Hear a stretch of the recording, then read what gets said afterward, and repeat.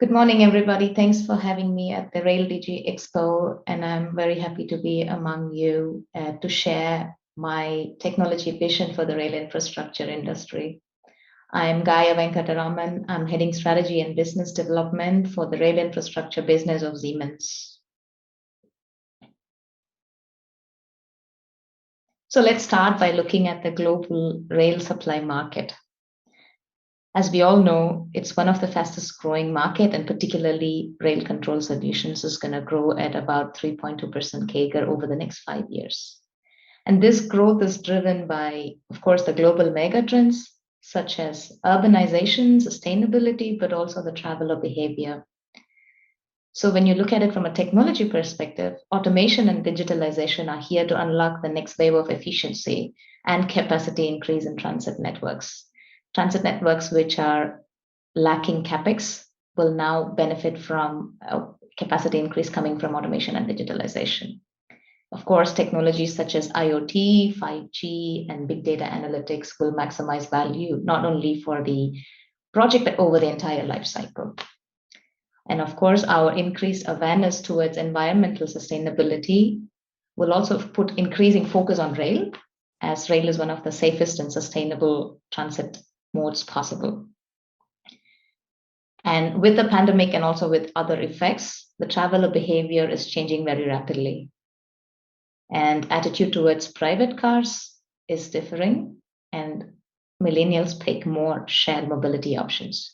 This will also drive growth of public transport, including rails, buses, as well as demand responsive shuttles.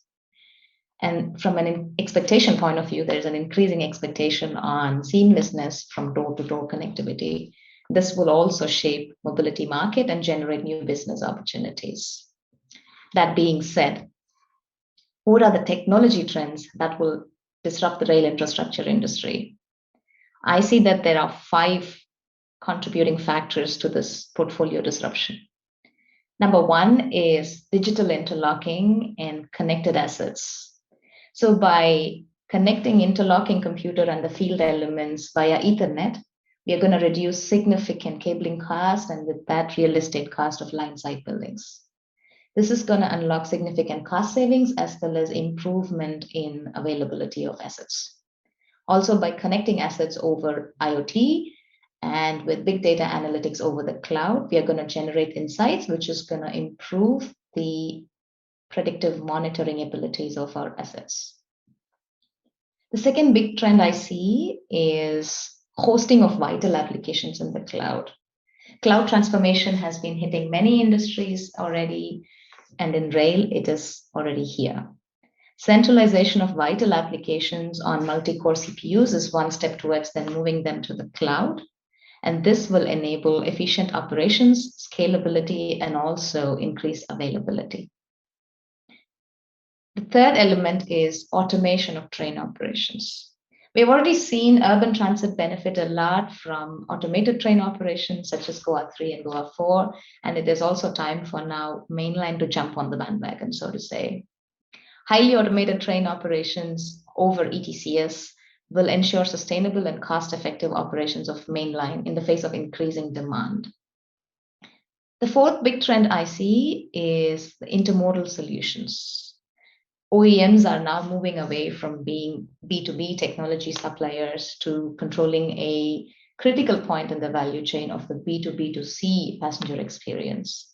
So modular and flexible solutions focusing on both orchestration of the intermodal traffic as well as end passenger experience will drive the growth of this market. And last but not the least, electrification. Sustainability trends and growing demand for increase in energy efficiency and capacity will propel the growth of the electrification market as well. Moving forward, let's look at a few examples for each of these trends, and let's summarize what that means for the rail infrastructure industry in the future. So let's take a look at first use case where Siemens has connected interlocking digitally over Ethernet IP and also has moved vital applications to the cloud. And let's see what this means to the customer challenge. So when you combine hardware components from several decades, which of course has been a big customer challenge because of obsolescence and high life cycle costs, into a digitally connected rail infrastructure where your vital components can all reside inside a single CPU, which is not then proprietary, but can be bought over the shelf. And this can then work with an interlocking computer, which is then connected digitally to the field elements. This means that we are unlocking the next level of efficiency and availability. And how does the customer benefit from this? The customer has no proprietary spare parts problem, right? I mean, typically rail infrastructure assets are like 30 to 40 years life cycle. And here you could say the problem of obsolescence doesn't exist anymore. And by centralizing data and control also allows for seamless scalability. And this is a great benefit if you're thinking about countrywide rollouts where you have to do a long-term planning and now you can do it step by step and almost seamlessly. This is a real example I wanted to also show you of what Siemens has done in Austria with our customer ÖBB. This is our reference installation to demonstrate what's possible when we can connect vital applications on a multi-core CPU, which is not proprietary. As you can see, with digitally connecting interlocking, so there's no need for line-side buildings anymore or on-site module houses anymore. There is no cabinet, there is no PCBs. This is all then commercial computers. So what finally exists is only the point machines on the field and, of course, significant reduction in cabling from about 3,000 kilometers to 180 kilometers. So this then offers a lot of CapEx savings and no hardware obsolescence, and, of course, a very fast recovery time because the vital applications are going to sit on the cloud. So then that ensures seamless scalability, reduced lifecycle cost, as well as improved availability of the overall network. The next, and this one is my personal favorite, is how automation of train operations is contributing to increasing capacity in a network where you cannot afford to put new trains anymore. So, of course, automation of train operations will ensure energy efficiency because of optimized braking curves, but also increase in capacity in the face of increasing demand in many cities and even mainline traffic as we see now. And here is another real-life example of how Siemens has piloted an ATO over ETCS level 2 with our customer in Switzerland, SBB. And what we learned from this pilot is that there is an energy saving potential of up to 37% and up to 30% capacity increase. So, of course, the benefits of shorter headways and improved punctuality being on one side, it also offers improved passenger experience because the braking curve is now optimized for comfort. And of course, then this means that you could also optimize the boarding and deboarding times and therefore truly be a demand responsive, comfortable travel experience. Here is another example, and you probably know this. This is our reference project for the great Digitale Schiene Deutschland, a countrywide rollout of modernization of the rail infrastructure systems. And here we are working with S-Bahn Hamburg to develop a ATO over ETCS level 2 for the city, including fully automatic driverless turnback features. This is also going to unlock the next level of efficiency, safety, and capacity increase for the network in Germany. And then here is another use case I wanted to present. What happens if you combine the different elements of automation and digitalization together, and what efficiency are you unlocking? So let's take a look at it. If you combine long-term capacity planning, such as a train planning system or a dispatching system, together with your short-term lifetime table, and then connect it to the ATO system, where in your onboard you have an AI-based auto-calibrating, auto-tuning system, then of course you're linking the aspects of your network limitations and combining it with the real-time computation of traffic dynamics, forecasting and predicting, together with optimizing the braking curves and traction control for driving. This means that you're combining both the benefits of digitalizing and automation, so you result in 30% energy savings and up to 15% increase of punctuality and 30% increase of capacity in the network.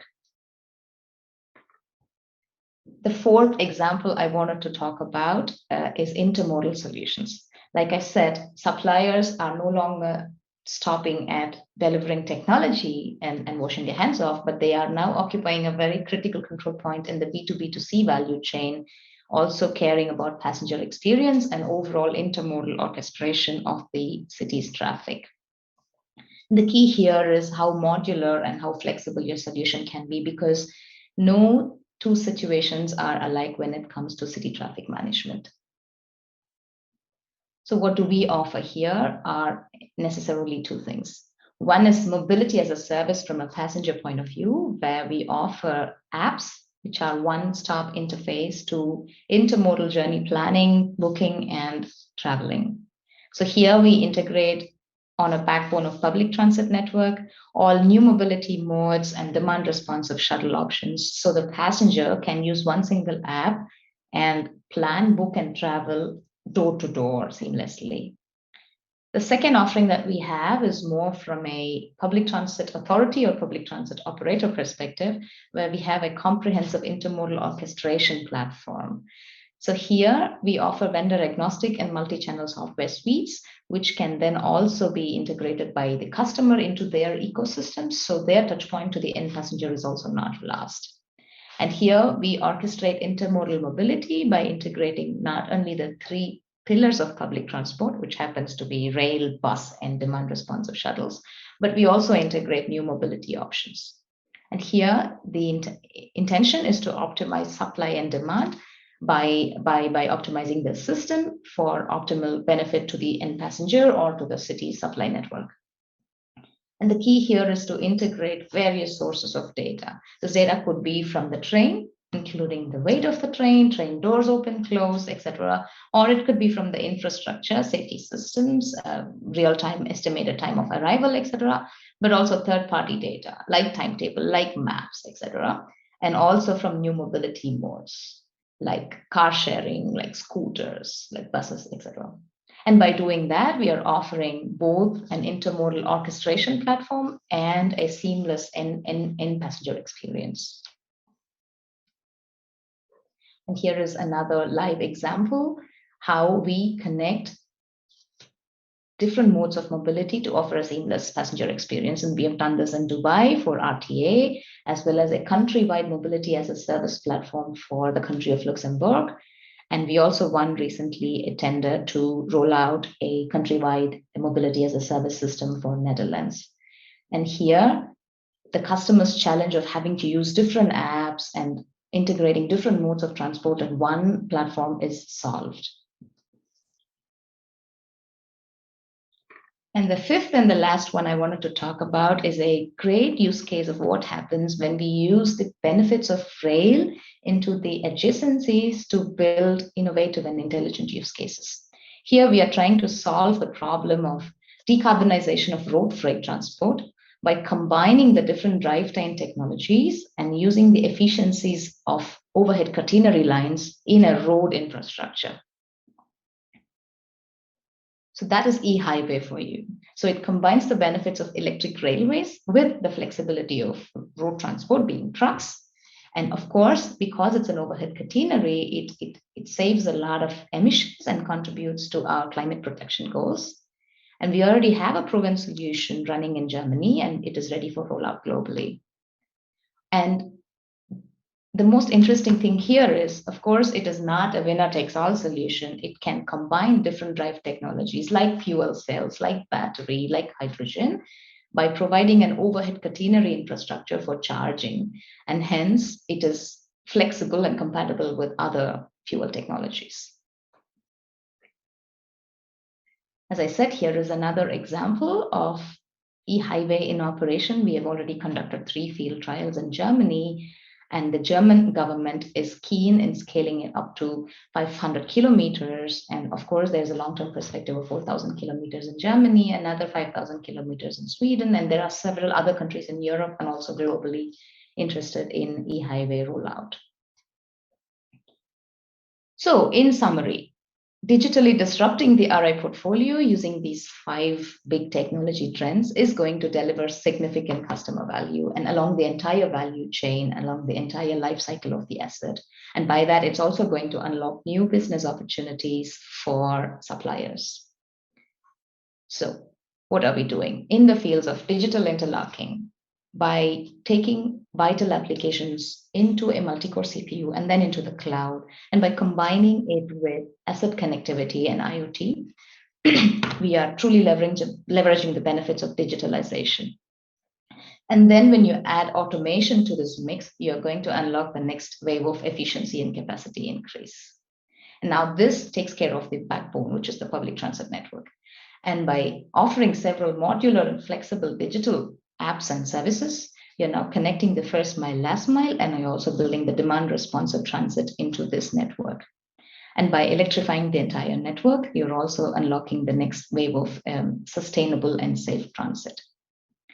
So by that, whether it's the infrastructure manager or the public transport operator or even the public transport user, there is significant customer value to be gained along the entire value chain, right from planning, whether it is long-term planning and dispatching or short-term disruption management and recovery of rail operations, or its control in a traditional sense, and operation, such as traffic management or integrated control centers, etc., and optimization of these operations, whether it is making them optimized for a certain variable, whether it is demand or it's energy, and also building simulation capabilities where you can then predict the traffic flow and optimize your system for this predicted traffic or predicted demand, and orchestrate this intermodal mobility so you optimize your system for the supply-demand balance.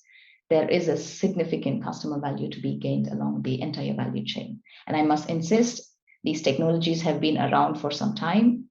And that's why, more than the evolution of these technologies, what will really move the needle is the adoption of these technologies into the rail infrastructure industry. That will be my summary. Thank you for listening, and I'll be happy to take any questions offline.